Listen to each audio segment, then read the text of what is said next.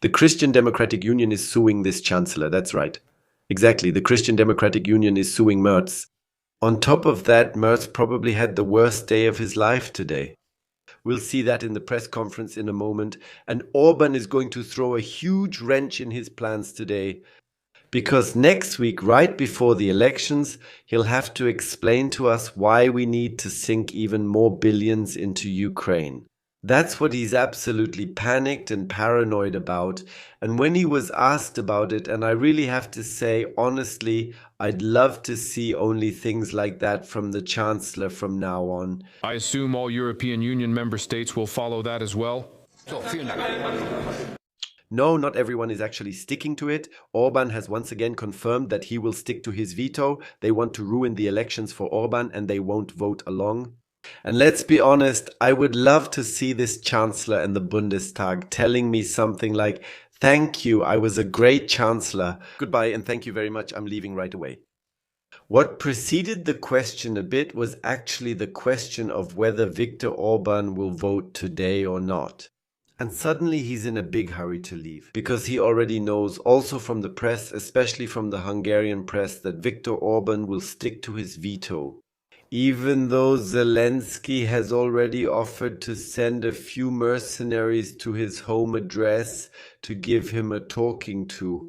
I'll call it that. I know many of you are already absolutely annoyed by this. However, it's the only way to let this channel grow again. If you could leave me a like and a subscription for free, it would help this channel. And right now we're just about to have elections in Saxony-Anhalt and also in Mecklenburg-Western Pomerania. And this way we can reach many, many more people. Thank you so much for still believing in the good in people in Germany.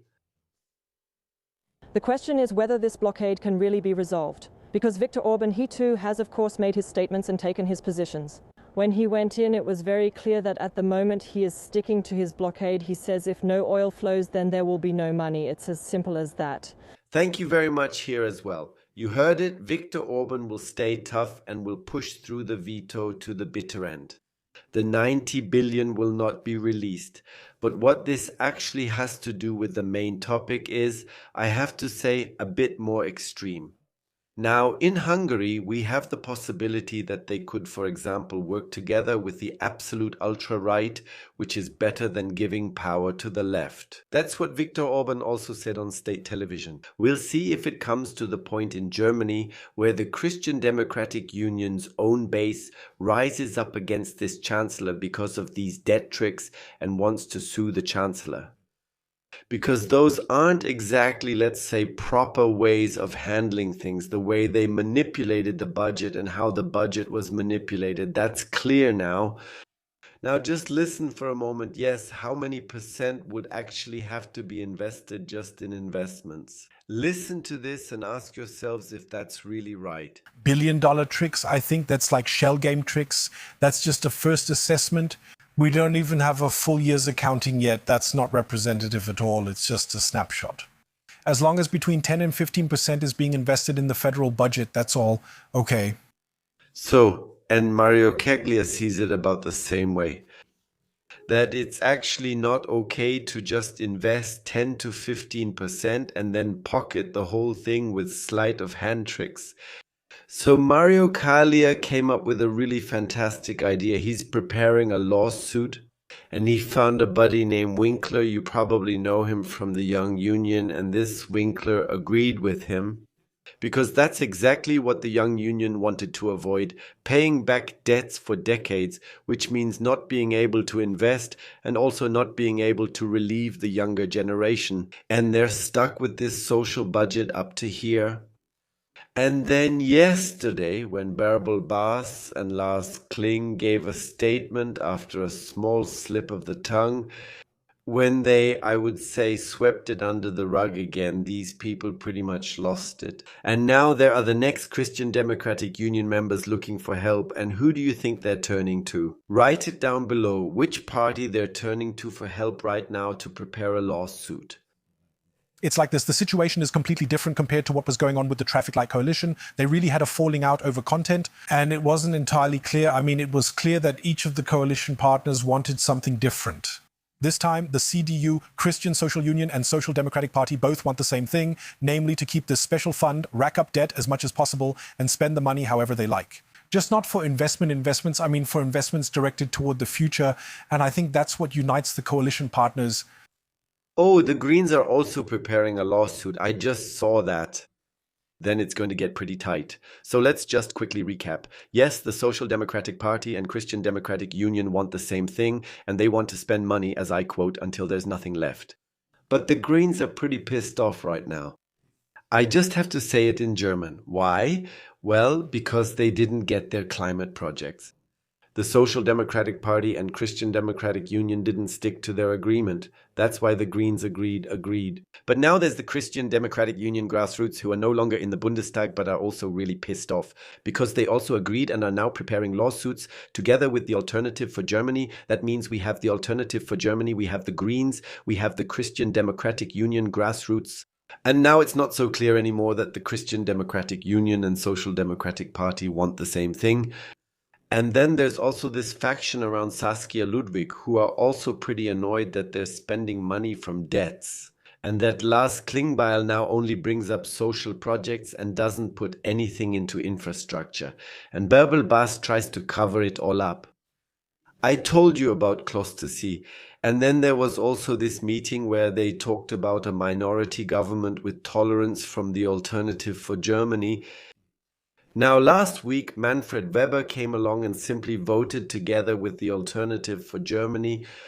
And you noticed, oh, the party headquarters weren't set on fire. The outcry wasn't that huge either. And now the question is, can you topple this chancellor? Or rather, can you sue this chancellor? But what would actually happen now, purely theoretically, if this lawsuit goes through? And let's listen to that again briefly.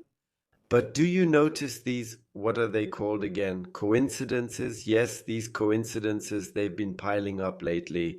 And it's like a web of lies that keeps building up. Like with the topic of the traffic light coalition.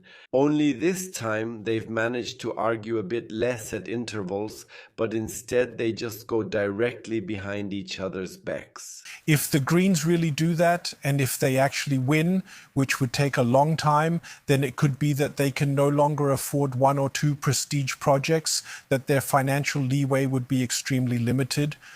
And then, of course, breaking points would appear, but that's just speculation for the future. That's still a long way off. And now Tilman Kuban is coming into the whole book as well. Yes, he studied law right here at the university just outside my door. And now it gets really bizarre. The former Secretary General, that is Chaya, Tilman Kuban, who is now in the Bundestag, and a few others. I just mentioned it, they're now preparing a lawsuit, and I have to strongly disagree with that. Do you remember the case in Thuringia? Yes, there was already an expedited procedure the very next day. Yes, where there was already a verdict against the then senior president. Those guys are just as well connected, because they either studied together or are just good friends.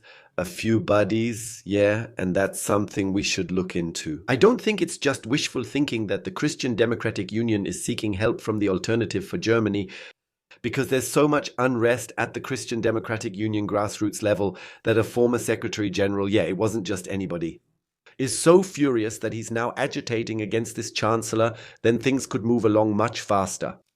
And now the question is, if this whole thing really blows up, how safe is the Chancellor now?